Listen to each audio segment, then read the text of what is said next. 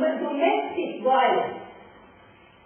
Why do they call it domestic violence? To make it cozy, looking nice, it's domestic, the husband and wife and each other, and that's it. They love each other, they like to have violence, but they that's terrorism, that's murder, that's what it should be called. By calling it domestic violence, by calling it honor murder or crime, they're glorifying it. They're justifying it. They don't let us talk about it. They make you silence it. That's why the feminists in Sweden don't listen to Maria. It is called honor killing. Call it terrorism. All the terrorists will come out in the honor. Call it honor killing. People are scared. Why are they scared? It's something about religion, Religion is something you should not touch. The religious people, I'm not talking about ordinary religious people. I'm talking about the mafia-like organizations. Like the mosque, the mullah, the Islamic Republic, the Hezbollah. They are organizing a mafia institution that's terrorizing the people in the Middle East, and now they're terrorizing people in the West to gain power. It's all about power. It has nothing to do with ideas or fundamentalism. They did that because they're not fundamentalists. They're pragmatists. They just do it for power, for gaining power, for share of power, for money. And they terrorize the people. And they don't have to criticize it. If you criticize it, they get very offended, they just have this kid. What kind of monsters are they? You can't even criticize them, they terrorize you, they kill you, and they should be put into prison. This is what they are. This is what they are. They're a bunch of mafia-like organizations that are running the lives of millions of people. And we should be able to criticize it as much as we want. And we should push it back to the margins of the society. This is what we have to do with religion. And this is called the honest crime. What it really is. Terror. Acts of terror. If you can call it that, then we're going to have coverage in the media. Why isn't the Swedish media here today? What do they want? We have activists from all over the world. Activists who put their life into danger to fight for women's equality. Why are they here? Why are they covering this conference? Why not? They're scared to offend. They're scared to offend the Muslims. They're scared to offend the Islamic community. That's why they're not here. I'm personally sick and tired of not being able to offend religion. I want to offend religion. Religion is nothing but reactionary ideas, misogynist ideas, backward ideas. I want to offend it, and I'm going to offend it. And we should have the right to offend it. We should defend freedom of speech and freedom of criticism to offend anything we want, including and especially religion. When we're against talking against Islam, but it's not only Islam, look at the Catholic Church. I was at a conference in London in January. It was an inauguration conference for Center for Inquiry and American Secular Society. We wanted to open an office in London.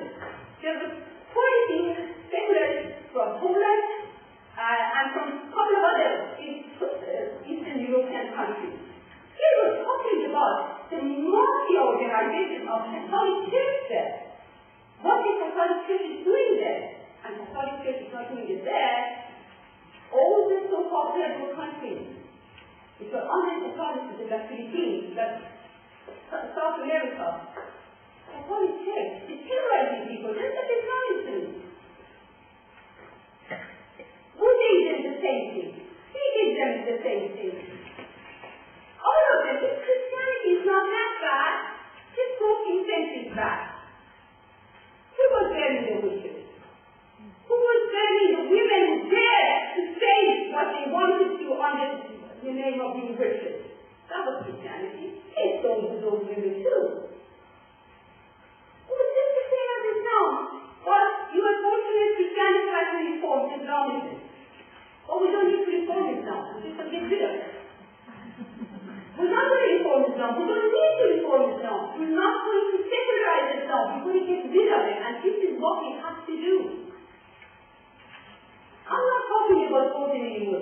I really want to make that distinction. My mother was a Muslim, and she was appalled by that kind of violence that she sees. I'm talking about Islamic movement as a reactionary political movement which is terrorizing the whole world for power and money, and unfortunately there are people who give in because they have also their... See, what's happening in Saudi Arabia, you probably could only blame the state, or they should be, I don't know, I'm against capital punishment, but it's not only that, they're getting the most help from the US, from the UK.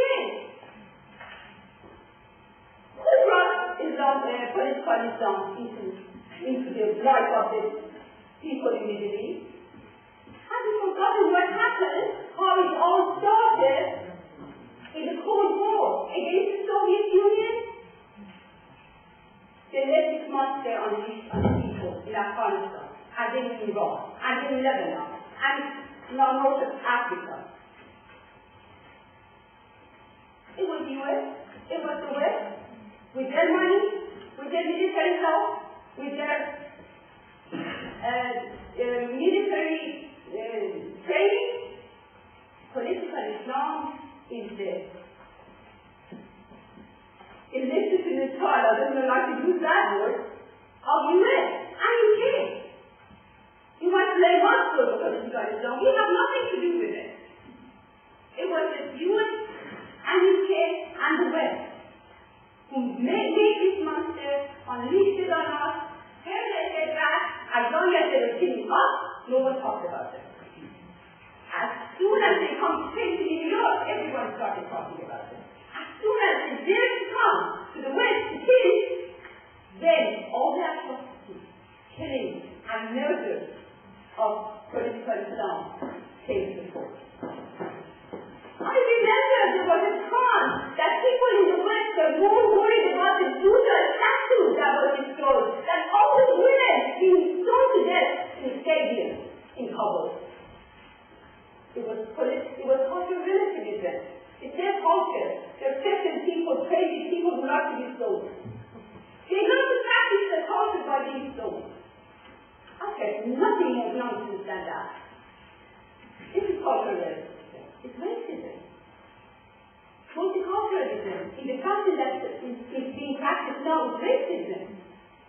Universality of human rights, universality of women's rights, under a secular state, freedom, unconditional freedom of speech, organization, and criticism, equality of all human beings, regardless of their race, ethnicity, religion, ideas, color, what have you. This is what we have to fight for. And this is what we're fighting for. And this is what we're asking all of you to do. You're here, you're spending your Friday night here, that means that you're interested enough to be here.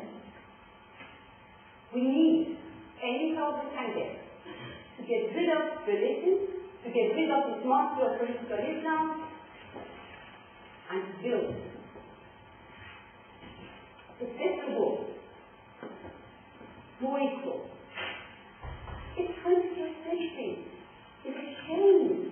In 21st century, we're still talking about honoring killing in Germany, in Sweden. You know, Independence had a report that annually there are 17,000 honor-related violence in England. And these are the ones that have been known. And you know, these kind of killings and violence, most of them are not told. That's why I'm calling it terrorism, because they silence you. Many times women are killed, and even they accept it. They're victimized. They're silenced. 17,000 known acts of honor violence only in UK. Only in UK. And we're not talking about Afghanistan. We're not talking about Iraq. You know what happened is, as goes on to say so nicely, they liberated Iraq under the American occupation in Basra, in south of Iraq. The chief of police has said there are 15 murders by the Islamists of women who have not observed the law of Islam every month. This is what they know about. There are so many of them that they don't even hear. Not now here, and they're these Islamists, they're also very, very genius. You know, they can find new ideas. Now they push them from the balcony and they call it suicide. Now we have a new word for it, balcony there. When we start talking about it like that, we lose sight of this is talking about a person's life. A young woman's life, that's it. Even one of them is too many. Even one murder is too many. And we're talking about thousands and millions, if you like, looking at it worldwide. Women who are killed by the act of terrorism. I think it's called what it is. Terrorism, not honesty.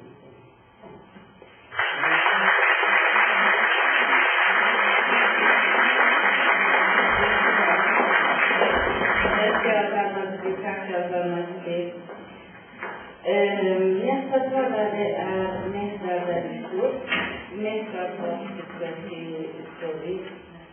Han var med och statistiken både som har blivit mästare har blivit forskat mycket om familjer som har kommit ut med Iran, kvinnor. Han doktorerat också i sociologi, tror jag. Så ordet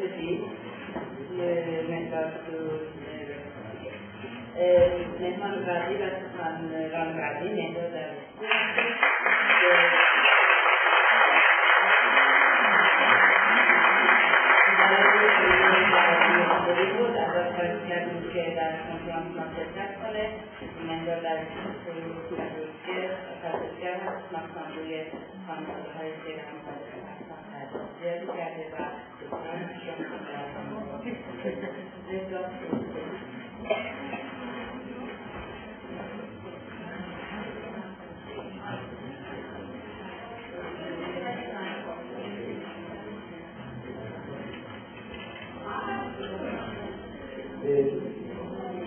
Jag börjar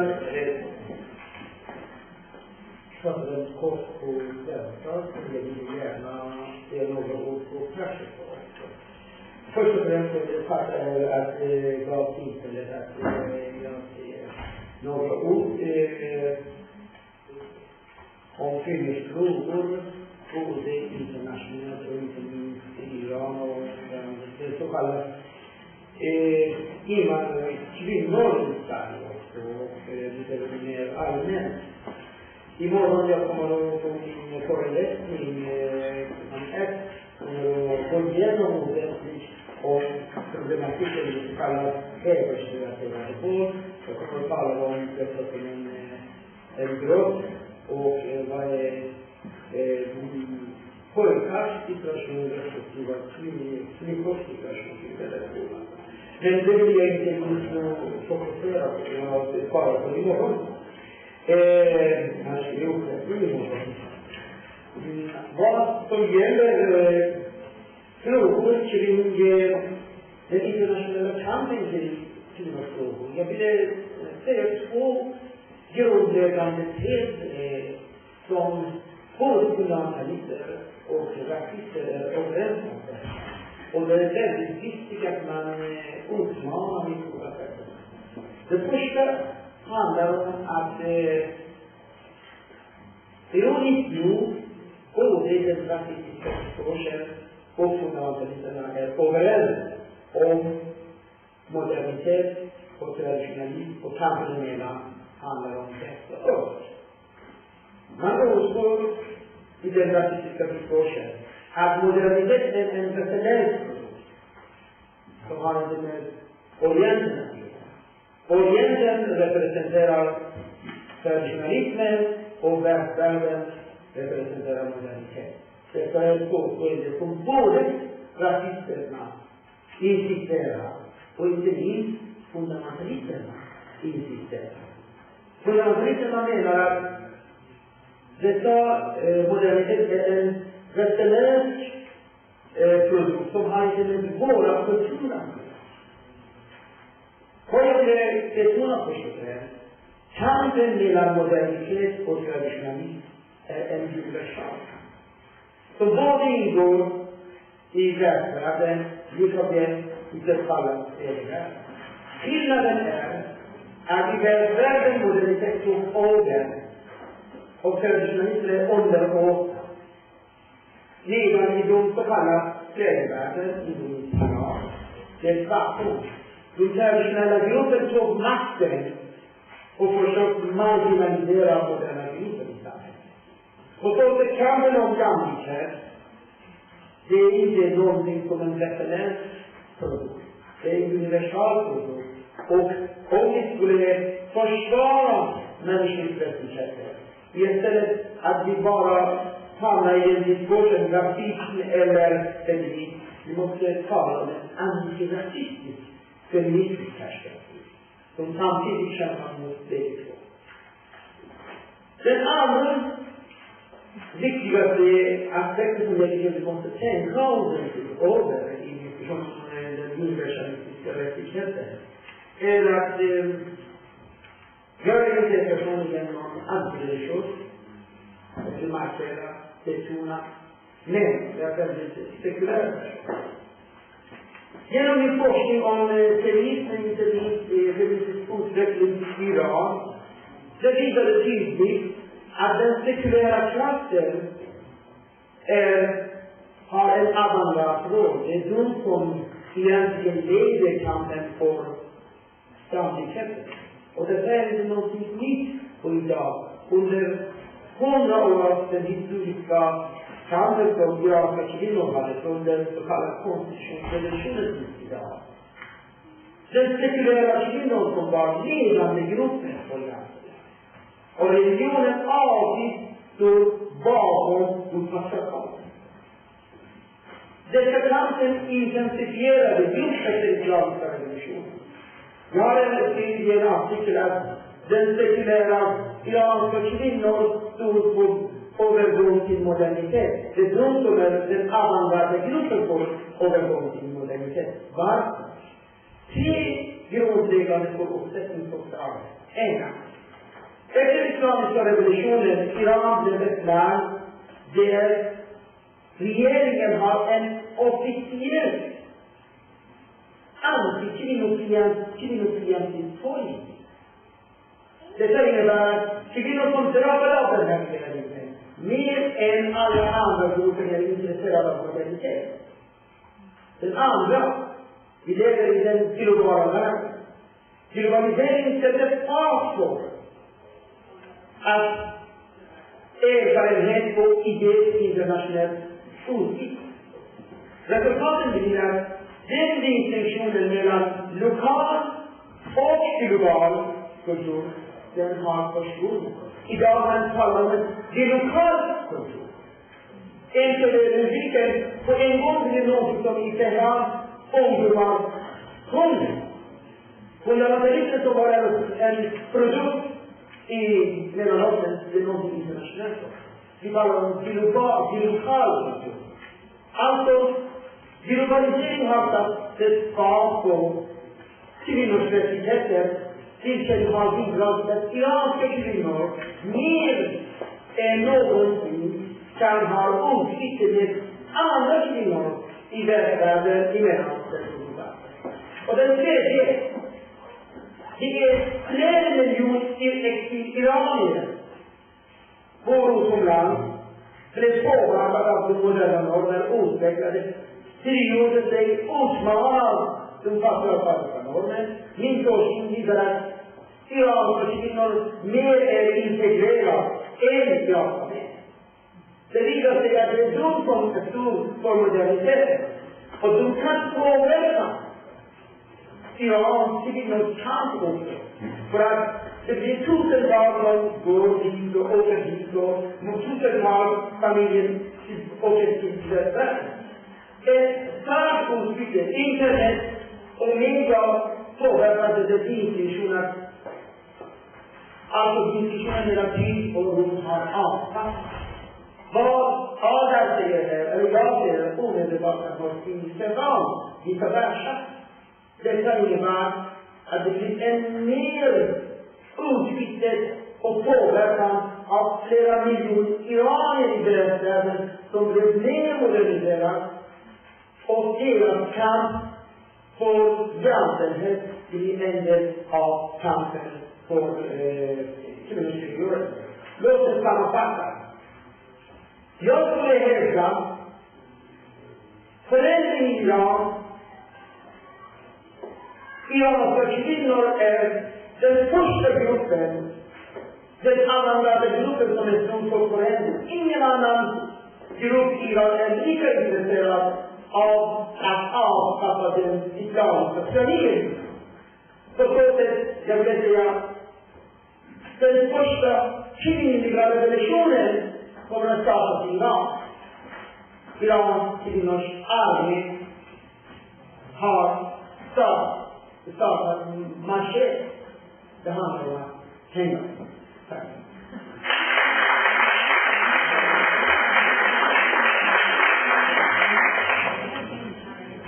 Man kan ju totalt bevara i därför att det går samtidigt i specialdomaren, specialkanne, vann positionat namnutio man برای فردا برنامه سخنرانی فرهنگی که یادتون میکنم فقط به دو تا نکته اشاره کردم. یک، تضاد بین سنت و مدرنیته یک تضاد جهانی، تضاد شرق و غرب نیست و در این تضاد این ادعا که هم راسیست‌ها و هم بنیادگرایان هم عقیده‌اند که گویا مدرنیته به غرب متعلقه، سنت به شرق، این یک ادعای واهی.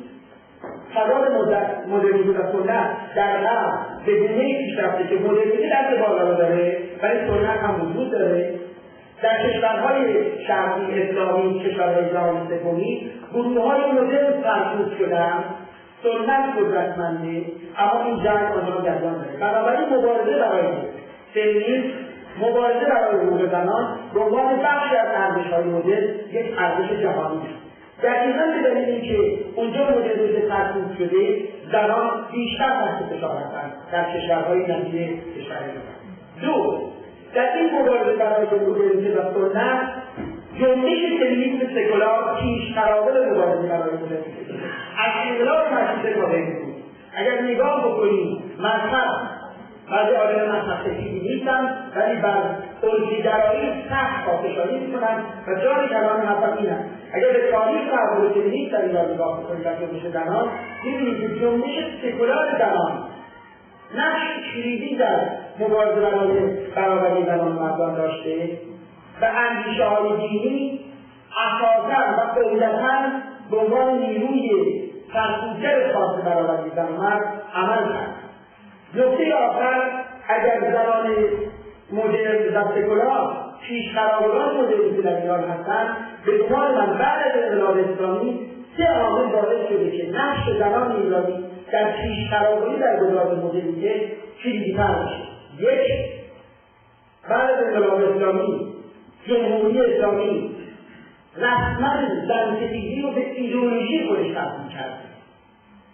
حکومتی که تجاوزستیزه و زنستیزه معناش این هستش که زنانی که از این حکومت رو رنج میبرن بیشتر به مدرنیته تمایل نشون میدن و بیشتر در برابر سنتگرایی حکومت اسلامی مقاومت میکنن.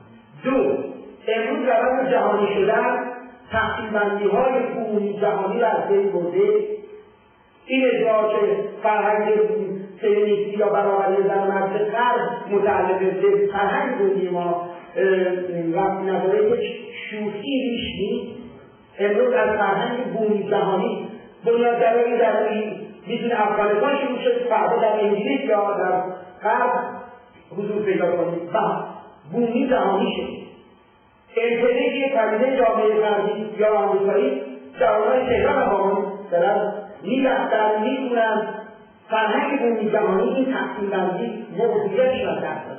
امروز دستاوردهای جنبش جهانی زنان بیش از هر زمان دیگر بر دستاوردهای زنان ایران تاثیر گذاشته و موقعیتشون تاثیر گذاشته، سطح توقعشون رو بالاتر آورده و به زنان سکولار بیش از گذشته میدان. نکته سوم و آخر اینکه مهاجرت چند میلیون ایرانی که عمدتاً گروه‌های مدرن و تجربه‌کار سکولار جامعه بودند و جنگیدن برای مدرنیته در آن کشور و عدم برابری حقوق زنان و مردان، اینها نیروی حاشیه‌ای نیستند.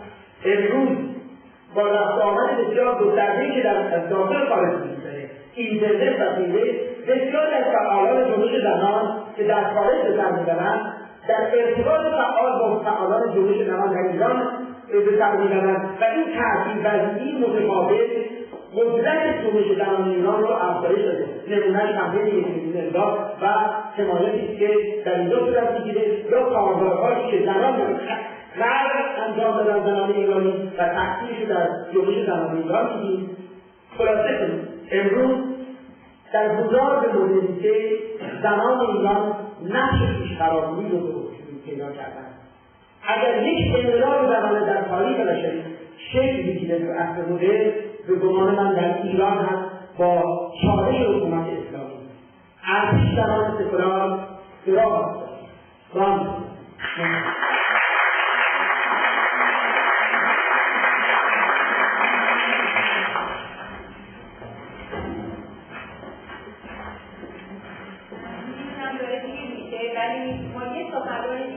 و بعد آقای ایرانی جنتی عطایی میان و برنامه‌شون اجرا میکنن. سخنان بعدیمون علی سوژه هست که از فرانسه اومده. علی سوژه ساینتیست که شیمی درس میده و کار در واقع نظارت بر سلاح‌های هسته‌ای کار میکنه. هم اون سر فعاله و هم یکی از فعالین مبارزه برای حقوق زنه. مسئول اتحاد بین‌المللی دفاع از حقوق زن هست، سازمانی که در سال 1983 سیمون دوبار در فرانسه پایه‌گذاری کرده و یکی از فعالیت‌های مهمشون علیه آپارتاید جنسی هست و تلاش برای بازگشت کردن کشورهایی که آپارتاید جنسی رو اجرا میکنن در بلندی. یکی از کمپین‌های هست که برای مبارزه میکنن. Our next speaker is Annie Sougier. She's from France. She's a chemist. She's one of her in her professional life. She's working for the security of nuclear arms, if I'm right, Annie, not correctly. And she's also the chairman of the League for International League for Women's Rights, an organization that was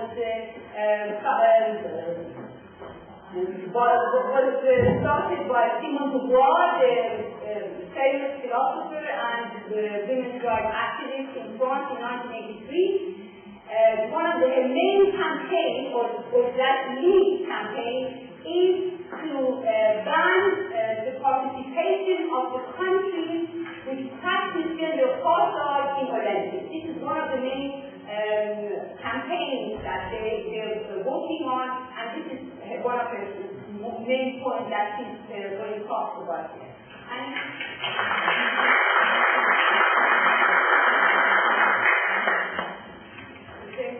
Thank you for inviting me in this conference. I have to say that I'm very proud to be here. I am completely in line with what has been said before. You know that in France, we have the reputation of being very laïque. And often they say that we are a kind of exception, and now I realize that we are not an exception, that we all agree on the same ideas, and we are against multiculturalism, and we are for a secular society. It's like the French Revolution. I think it was not just French Revolution, it was World Revolution. And now we are going in this direction. So as it is late, I think that the best thing is not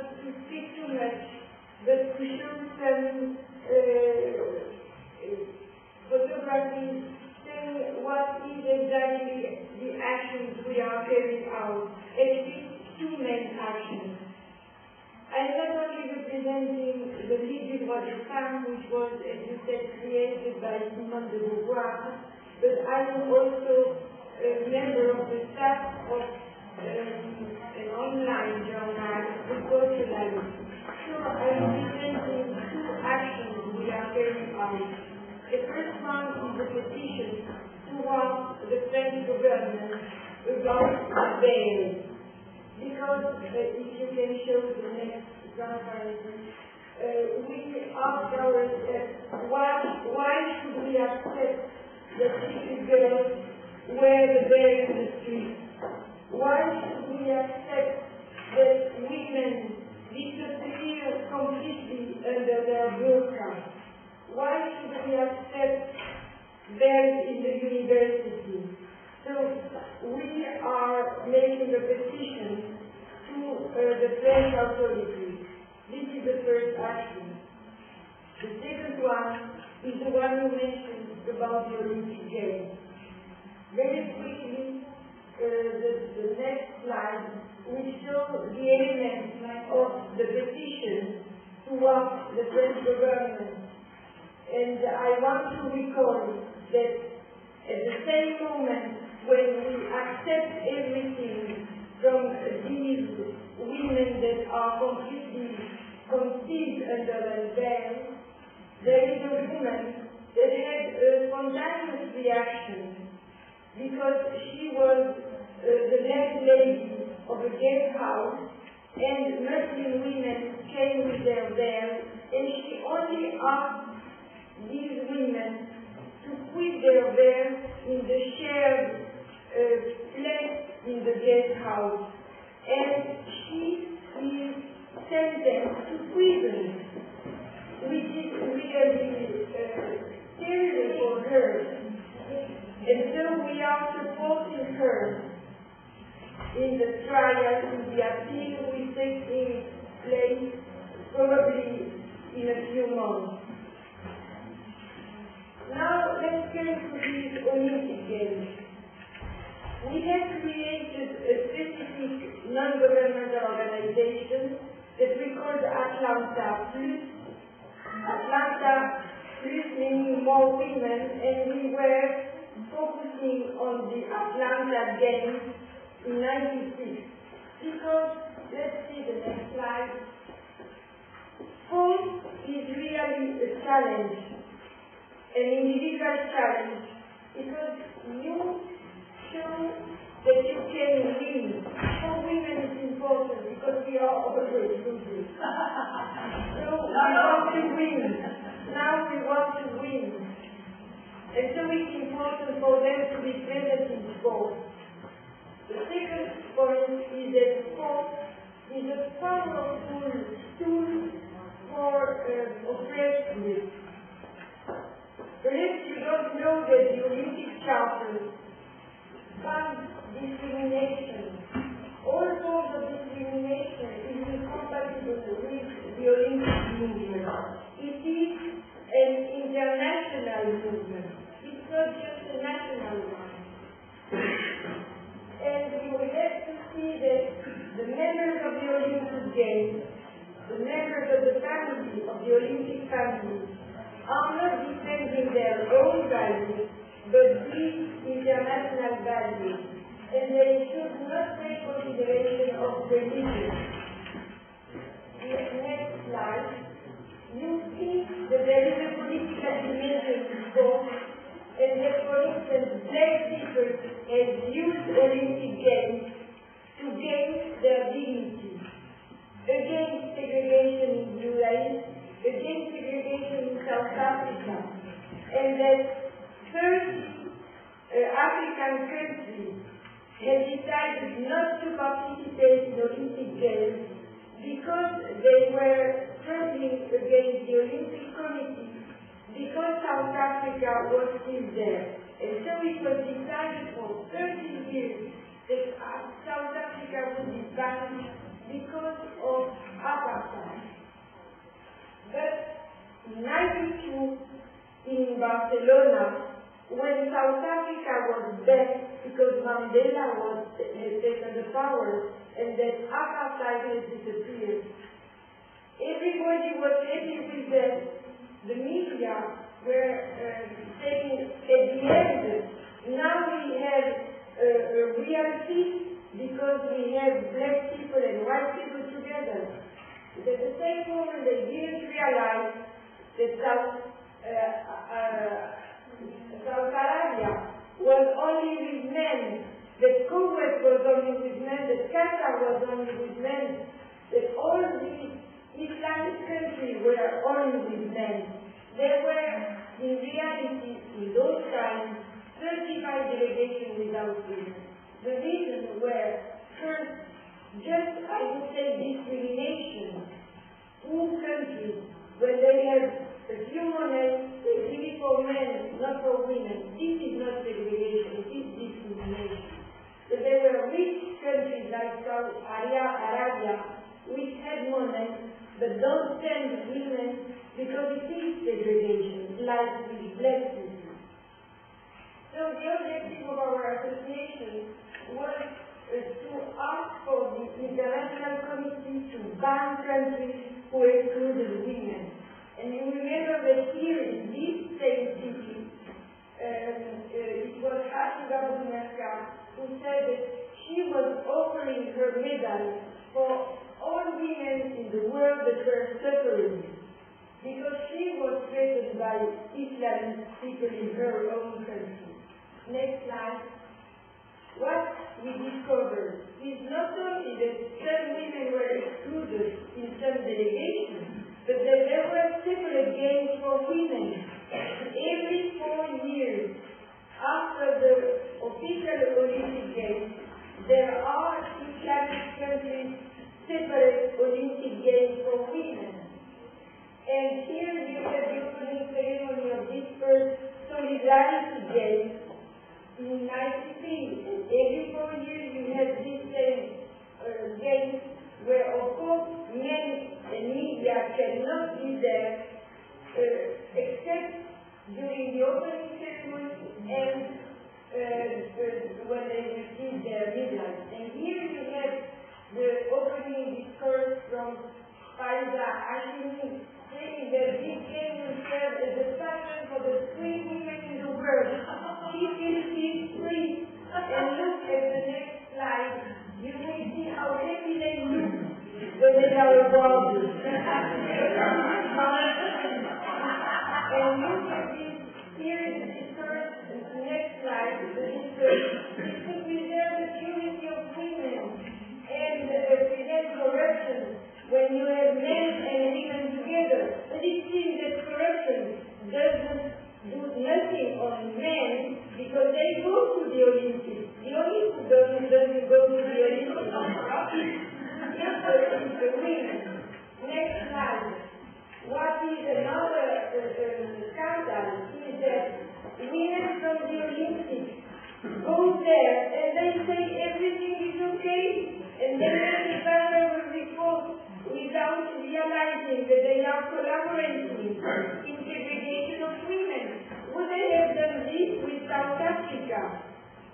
Look, and here we very quickly the actions we are carrying out. Next slide.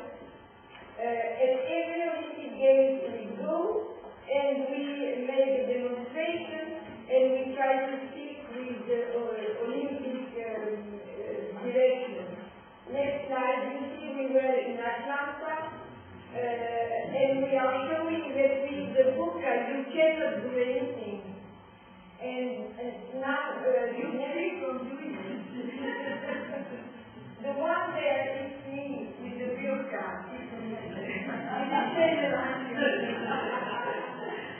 So next slide, we could finally meet the president of IFC, Mr. Obama, in 2004. Then we went to attend, next slide, and we said, why no Saudi Arabia women at the Olympics? And now another scandal. It was the closing ceremony in Athens. Next slide, you will see what happened.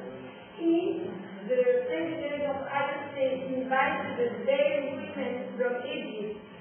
If their women was swimming athlete, and now she is a religious woman wearing the veil. So this is multiculturalism.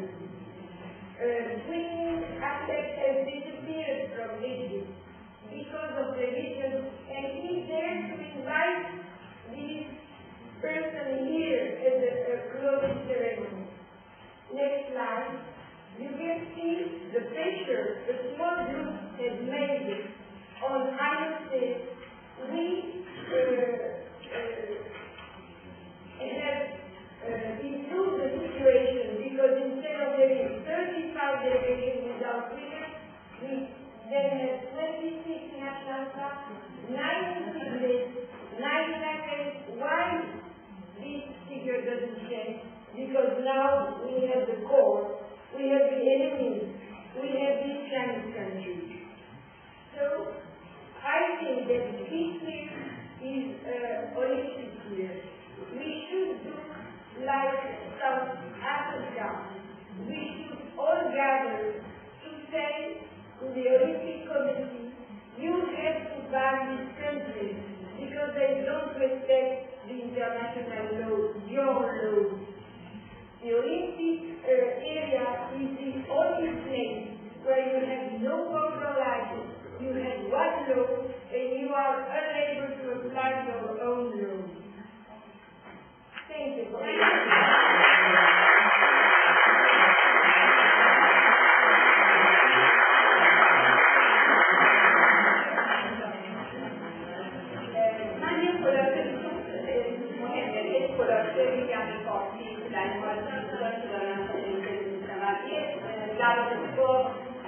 دو مسئله من صحبت کرد که دارن کار میکنن دو تا پتیشن یه پتیشن دارن سر مسئله حجاب همونطور که میدونید توسط سال 2003 حجاب رو توی مدرسه و ادارات دولتی ممنوع کرد این تنها توصیه هم لایق هستن دو تا کشور لایقی یکی ترکیه داره صحبت میکنید و فرانسه که تونستن ممنوع بکنن حجاب رو و الان میگن که از این جلوتر بریم حجاب رو برای دختر بچه‌هایی که زیر سن قانونی هستن ممنوع کنیم چیزی که شما هم بزن هم مبارزه میکنه و بعد مسئله ممنوعیت برقه و نقاب هر چیزی که صورت میکنه که تو هلند هم دارن الان سعی میکنن که اون رو ممنوع بکنن و بعد مسئله این که بتونید کشورهایی که سیاست آپارتاید جنسی دارن و اتلانتیک همونطوری که آقای دیگری شدن با آپارتاید نژادی رو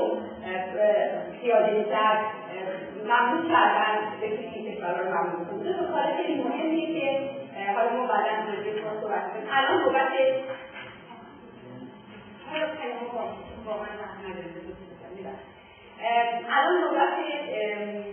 در واقع ستاره نمایش امشبمونه ستاره برنامه امشبمونه ایرج جلیلی عطایی ایشون شاعر، ترانه‌سرا و نمایشنامه‌نویس مدرن هستند که علاوه بر کارشون کار مدرن کردن حتی در مورد فرهنگی که در واقع نمایندگی می‌کنند هم مدرنیسم رو به نوعی ضد سنت بودن و کار من صدا قد زیادی که صدا خودم نمی‌شنم و من صدا من خاموش کردم نمی‌بینم خوب رو کردم و یک کار واقعا خارق‌العاده‌ای که اخیراً انجام داده از جمعیت افرادی که در جریان توجه ما رو خیلی بیشتر کردیم حتما تلاش کنیم امشب داشته باشیم کمپینی که در دفاع از دانشجویان زندانی تو ایران سازمان داریم تعداد زیادی رو از ایران و از کشورهای مختلف به این کمپین جلب بکنیم به خصوص هنرمندانی که معمولا خودشون سیاستی رو نگه می‌دارن و این واقعا یک کار بسیار جالبی بود و می‌تونیم امشب توی همبستگی با این دانشجوها و با زندانیان سیاسی در ایران و همچنین تلویزیون‌گر هستیماش اینجا برای ما شعر می‌کنن. من اون چیزی که یادمه ترانه‌های قطعاً جاست که آهنگ فارسیش نمیدم میبخشید ولی آهنگایی که دوست داشتم بعدا فهمیدم که اینا در عطایی سلامات گفته بیشتر علامت شدم.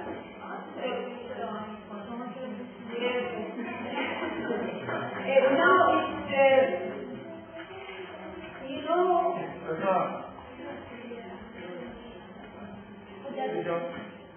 اشکال نداره مثلا که این فیلم میشه No, the Iranian poet, lyricist, and playwright Irajan Al-Fiatari is going to read some of his poetry here for us. He's one of the well-known artists, not only in Iran but internationally. In UK, he's won prizes. His plays have been also shown internationally in different countries. He recently launched a campaign in defense of the students who've been arrested and are in jail, and many people, many Iranian people, both in Iran and abroad, supported this campaign, especially among the Iranian artists. This campaign was supported, so it was very, very appropriate to have Iraj here with us in the night, that's not only in the commemoration of 8mart, but also in solidarity with all Iranian activists who are in jail, who are imprisoned in Iran, and we're trying to free them. Iraj, thank you so much.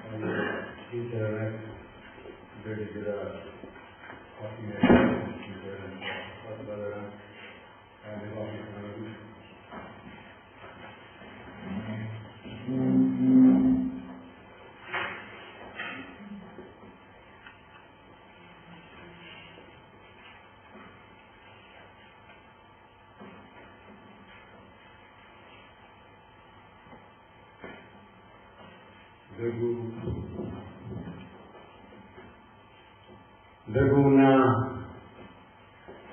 به خط کشیدن رو پر پرواز رویا، بگو نه به سنگ پرویدن به قناری، به شقاقه به قدر کردن مطلعی، بسیار کردن آینه، بگو نه به سنگ سار دو تا پروانه عاشق، بگو من رد شو از ترس و به سایه، بگو نه، بگو نه که کوچه گل باریشه، بگو نه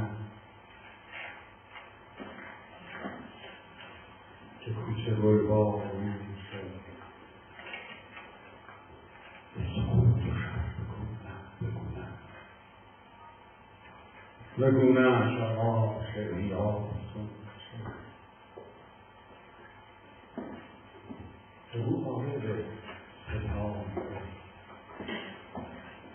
بزند شدان یخ شب وام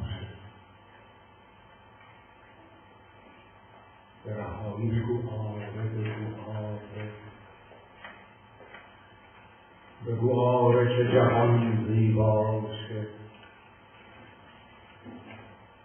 بگو آره ترانه بگو آره شکفتن بگو نه به رمز و راز و به اشاره ها بگو نه به من نو شدن از نو بگو آره بگو آره به دوباره دل سپردن به دوباره ها بگو آره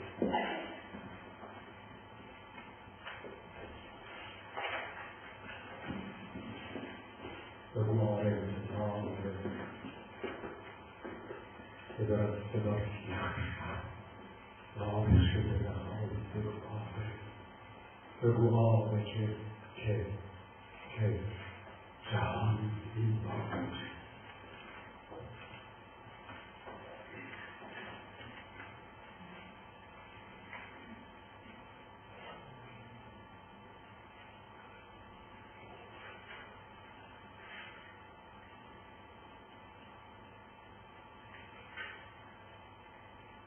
اقیانوسی به عمق یک وجب بودم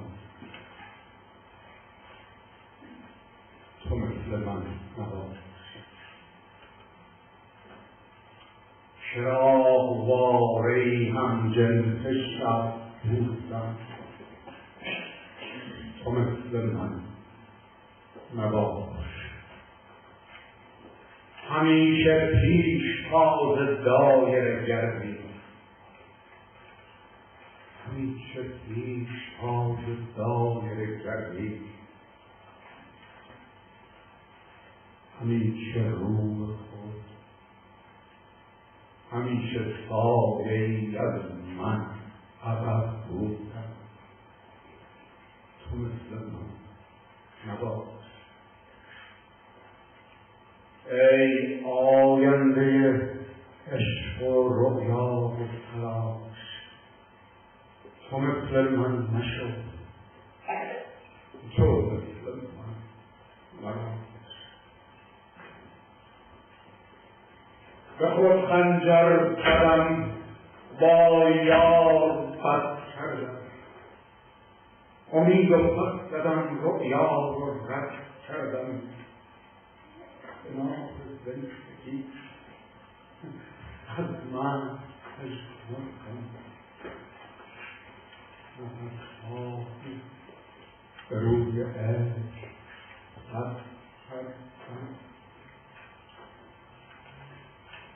خود گریزی کردم از تقدیم تا تقدیم به شب برگشتم و پیرانگی کردم راهم کج کردم از گل برگزار تو بهاری یخ زده پروانگی کردم ای آینده عشق و رؤیا و تلاش تو مثل من نشو تو مثل من نباش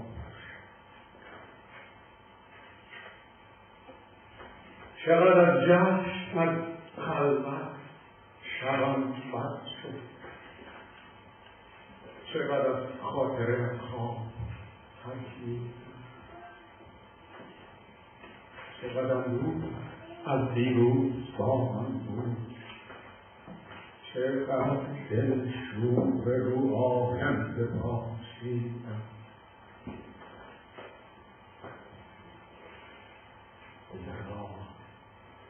گذرگاهم گداز وحشت و کابوس تمام راه مالی خوبیایی بود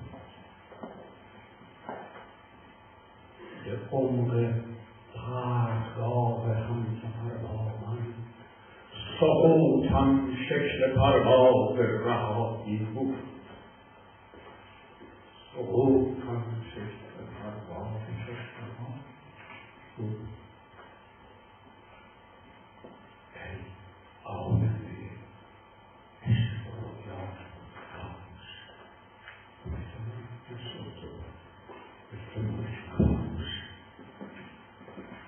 نه شغول زمین گیر درون تو، قفس تو فصل پرواز سراغونه،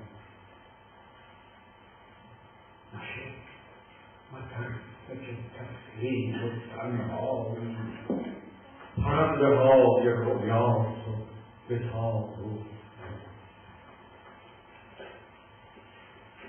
نشه برگردیم نشه گمشی تو گم بودم، نشه اصلا گریز از خود بشی چیزیشان نشه باید از گریز از خود بشی چیزی بودم.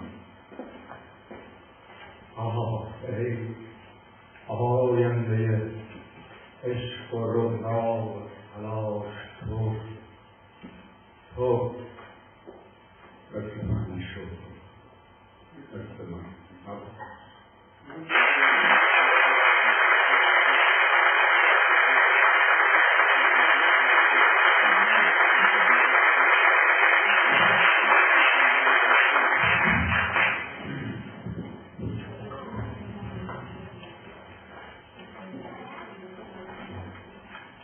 همین که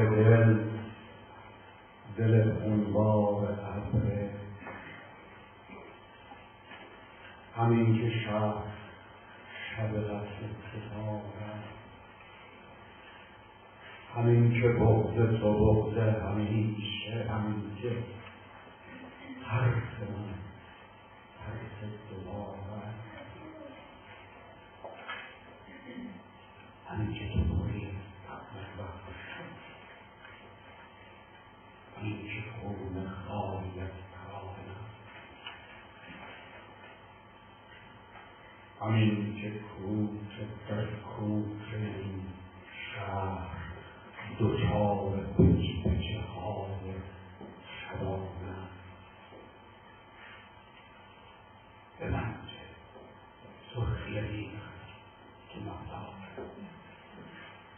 به من چه رفتنی دوبر روی آب، قفس بارون کابوس کبوتر، به من چه کوچه راز شعر سفار، ستیز تگرد و گلبرگ مصاب آینه و الماس، پیکار کبریت و خرمن نبرد ارچیده و دافته،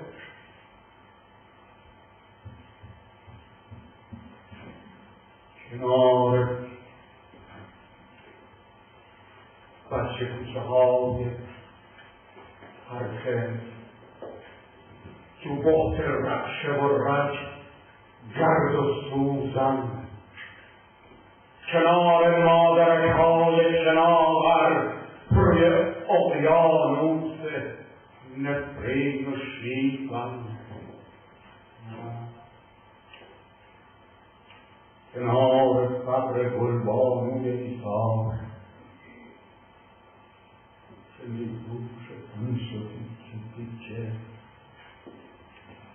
کنار مرد دریا حفظ که واسی پاشه از هم چکه من که سرخی میخوای تو مدار، به من که رفتنی تو بر توی آب، قفس بارون کابوس کبوتر، به من که کوچه باغ شعر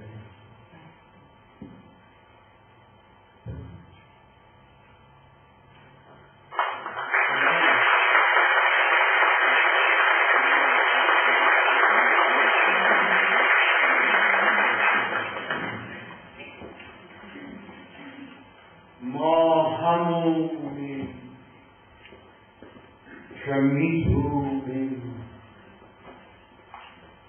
پشت بوم آفتاب با شبنم آفتابش کنیم.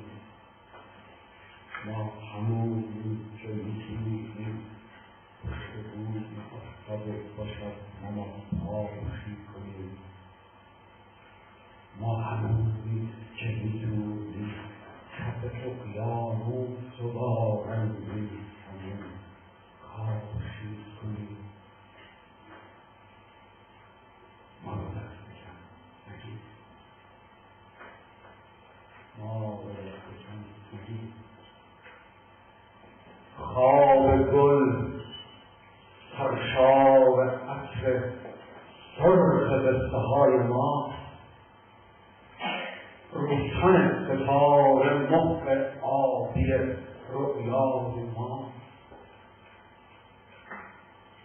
سر وقتگاه ریتم و رنگ و رقص و روشنی، جای ترس نه، جای شک نه، جای تو نه، جای ما.